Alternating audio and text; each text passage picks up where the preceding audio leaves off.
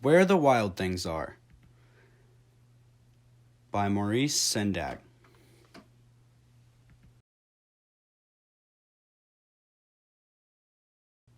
The night Max wore his wolf suit and made mischief of one kind.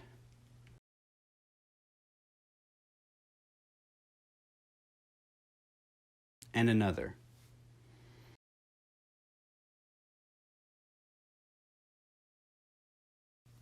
His mother called him Wild Thing, and Max said, "I'll eat you up." So he was sent to bed without eating anything. That very night, in Max's room, a forest grew. And grew, and grew until his ceiling hung with vines and the walls became the world all around. An ocean tumbled by with a private boat for Max, and he sailed off through the night and day. And in and out of weeks, and almost over a year, to where the wild things are.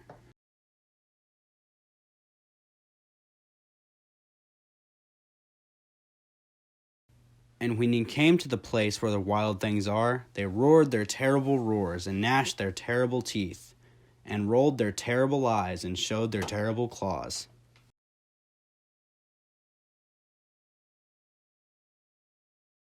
Till Max said, "Be still," and tamed them with the magic trick of staring into all their yellow eyes without blinking once, and they were frightened and called him the most wild thing of all, and made him king of all wild things.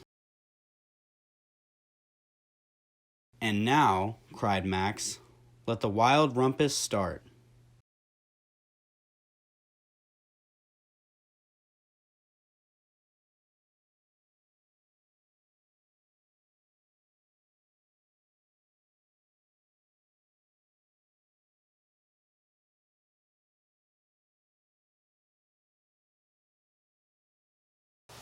"Now stop," Max said, and sent the wild things off to bed without their supper. And Max, the king of all wild things, was lonely and wanted to be where someone loved him best of all. Then all around from far away across the world he smelled good things to eat, so he gave up being king of where the wild things are. But the wild things cried, "Oh, please don't go. We'll eat you up. We love you so." And Max said no. The wild things roared their terrible roars, and gnashed their terrible teeth, and rolled their terrible eyes, and showed their terrible claws. But Max stepped into his boat and waved goodbye, and sailed back over a year, and in and out of weeks, and through a day, and into the night of his very own room, where he found his supper waiting for him, and it was still hot.